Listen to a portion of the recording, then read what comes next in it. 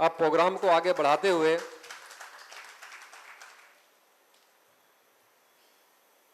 जो भी चिकित्सक हमारे अच्छी प्रैक्टिस कर रहे हैं, पहले हम थोड़ा सा समय उनको देंगे, ज़्यादा समय ना लेते हुए 10 मिनट में अपने क्लिनिकल एक्सपीरियंस शेयर करेंगे। अब मैं बुलाना चाहूँगा कलकत्ता से आए हुए डॉक्टर जयंत चौधरी जी, वेस्ट बंगाल से। कृपया डाइस पे आएँ और कम समय में अपने क्लिनिकल जो एक्सपीरियंस हैं, बहुत अच्छी प्रैक्टिस करते हैं इलेक्ट्रोहोम्योपैथी में, अपनी बात को रखें। धन्यवाद।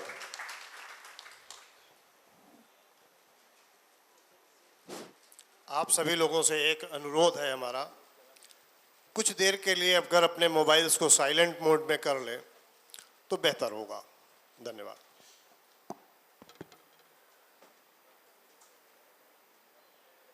मंच पे उपविष्ट भद्र महोदय, मेरे प्रिय डॉक्टर्स बंधु, मैं doctor Jayant Chaudhary from West Bengal.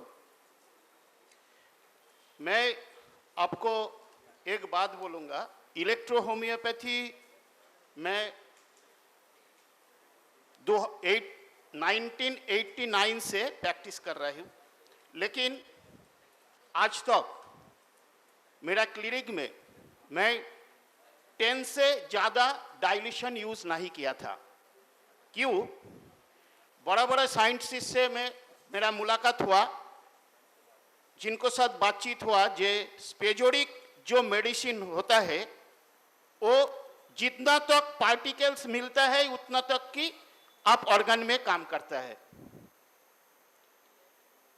Example, kidney stone, सिर्फ आप H6C6 alternate original means D4 2013 से पहले हमारा प्रैक्टिस लिए मैं कभी वो D1, D2, D3 नहीं सुना, लेकिन 2013 के बाद हमारा इंडियन बहुत साइंटिस्ट, बहुत मेडिसिन कंपनी वो भी आया था, तो भी वो चल गया था जे D1 क्रूड, D2, D3।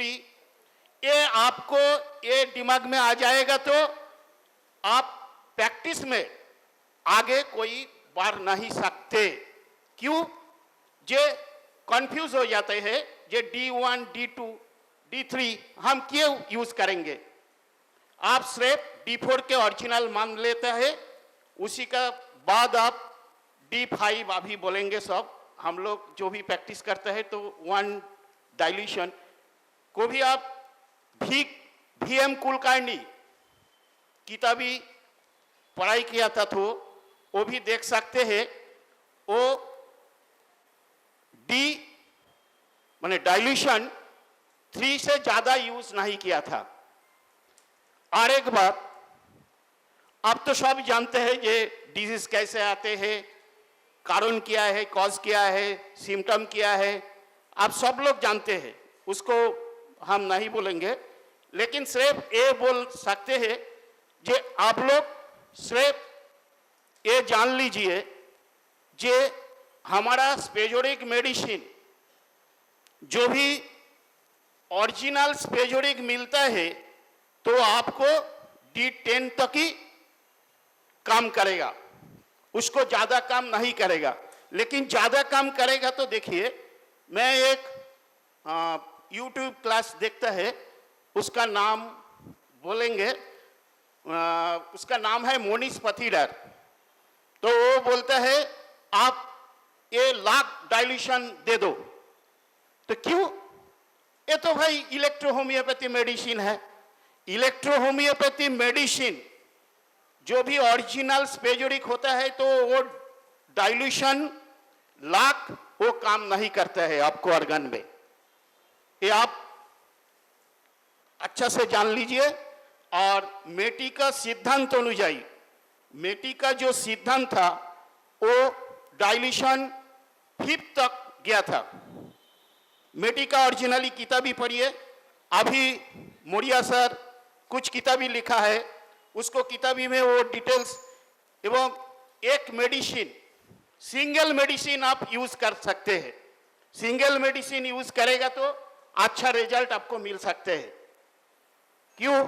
जो भी किडनी का डिजीज में जो स्टोन होता है वो H6C6 आप सिर्फ ओरिजिनल देंगे तो वो किडनी से स्टोन निकल जाता है। लेकिन जो भी पेन आते हैं तो वो H6C6 सिर्फ 5 बूंद 1 लीटर पानी में दे दो और उसको बार-बार ले सकते हैं तो पेन खत्म हो जाते हैं। पेन खत्म होने से बाद आप पॉजिटिव डोज देंगे तो वो निकल जाएगा। इसी तरफ से आप चलेगा तो अच्छा हो जाएगा। और यहाँ से बड़ा डॉक्टर है हमारा से ज़्यादा, उसके साथ आप सियाल लीजिए। जो भी आपको मेडिसिन जो आर के त्रिपाठी है उनको साथ हमारा रिलेशन है, 20 साल हो गया, तो उनको साथ बातचीत चलता है। आप लोग और कुछ ज़्यादा नहीं बोलेंगे, यहाँ से बहुत डॉक्टर है, बहुत एक्सपर्ट है, तो सबसे प्रणाम हम शेष करते हैं। धन्यवाद डॉक्टर साहब, बहुत अच्छी बात बताई डॉक्टर साहब ने। इलेक्ट्रो होम्योपैथी में डाइल्यूशंस का प्रयोग, मेरा अपना अनुभव कहता है इलेक्ट्रो होम्योपैथी से सरल चिकित्सा विज्ञान कोई नहीं। दुनिया में इससे सरल कोई चिकित्सा पद्धति हो नहीं सकती। ऐसी कोई चिकित्सा पद्धति का कोई नाम बता दे जहां केवल 38 दवाइयां हो। इलेक्ट्रो होम्योपैथी में औषधि का चुनाव करना सबसे आसान काम है। आपको ये पता चल गया हमारा ये आर्गन सिक है, उस आर्गन की पर्टिकुलर मेडिसिन है, आपने चुनाव कर लिया। लेकिन इलेक्ट्रो होम्योपैथी से कठिन चिकित्सा विज्ञान भी भाई कोई नहीं है। बहुत कठिन है, बहुत कठिन काम है भाई। यहाँ पर कठिन क्या है, दवा का आपने चुनाव कर लिया, लेकिन दवा के डाइल्यूशन का सिलेक्शन करना वाकई में एक चैलेंजिंग वर्क है। और माय डियर, जैसे भी हमारे दिल्ली से डॉक्टर देव साहब ने बताया था, दुनिया का कोई व्यक्ति, कोई डॉक्टर, कोई किताब आपको नहीं बता सकती, नहीं सिखा सकती which is the dilution have to use in particular patient. That is only and only your table can tell you that which dilution will work on this particular patient. Her patient के लिए अलग अलग dilution का selection करना पड़ता है। कुछ लोग फर्स्ट, सेकंड, थर्ड, कुछ लोग D1, D2, D3 की बात करते हैं, कुछ लोग क्रूड एसेंस की बात करते हैं, कुछ लोग 100, 200, 1000, 10,000, सबके अपने अपने मत हो सकते हैं। हर टेबल पे अलग अलग रिजल्ट निकल कर आता है। ये हम नहीं कह सकते कि पर्टिकुलर डाइल्यूशन काम नहीं करता। एक नया सिद्धांत इलेक्ट्रो होम्योपैथी में जन्म ले रहा है जो ये कहता है कि there is no need to worry about the dilutions. उनका कहना है डाइल्यूशंस के बारे में आपको चिंता ही नहीं करनी, पॉजिटिव निगेटिव की चिंता नहीं करनी। ठीक है, वो भी एक सिद्धांत है, आ रहा है, काम कर रहा है, लोगों को उससे भी रिजल्ट मिल रहे हैं। अब है क्या, उस सिद्धांत के मानने वालों से मैं तमाम बार हमारे डिस्कशन हुए।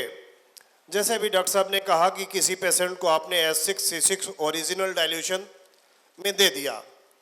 अब बात आती है ओरिजिनल डाइल्यूशन है क्या। ओरिजिनल डाइल्यूशन, अभी उसकी बहुत अच्छी व्याख्या हमारे मौर्य साहब कर पाएंगे। जितना मैं जानता हूँ अपने सूक्ष्म ज्ञान के अनुसार वो बता सकता हूँ। स्पेजरिक एसेंस बना, स्पेजरिक एसेंस को 3 बार 1:9 के रेशियो में तोड़ा गया, तब तक हमारी इलेक्ट्रो होम्योपैथी की दवा रंगहीन, गंधहीन नहीं होती। तब तक वो कलरफुल होती है, ऑर्डरफुल होती है। उसके बाद जब हम उसको मैटी के सिद्धांत के अनुसार 147 के रेशियो में ब्रेक करते हैं, दैट इज द ओडी या ओरिजिनल डाइल्यूशन, उससे प्रैक्टिस करते हैं। अभी डॉक्टर साहब ने बताया 5 बूंद 1 लीटर पानी में हमने डाल दिए तो पेशेंट को लाभ हो जाता है। क्या बना भाई, कोई मानक है क्या उसका, कौन सा डाइल्यूशन बना, कहाँ गई मेडिसिन। इसी सब बातों को लेकर के कुछ मॉडर्न मेडिसिन के चिकित्सक हमारी चिकित्सा पद्धति का उपहास करते हैं। तो हमें थोड़ा सा सावधान होकर के इन सब चीज़ों पे बात करनी चाहिए। अगर हमारे चिकित्सा विज्ञान है तो इस बात को हमें समझना पड़ेगा, कहना पड़ेगा, बार बार जानना पड़ेगा, देखना पड़ेगा। F1 का थर्ड डाइल्यूशन अगर टेम्परेचर को रिड्यूस करता है तो वो चाहे गोंडा में थर्ड डाइल्यूशन दिया जाए, चाहे कलकत्ता में दिया जाए, चाहे पेशेंट ए को दिया जाए, चाहे जेड को दिया जाए, भाई उसे पेशेंट का टेम्परेचर रिड्यूस करना चाहिए। ठीक है, तो डाइल्यूशन की अपनी महत्ता है, उस पर हम लोग आगे और बात करते रहेंगे।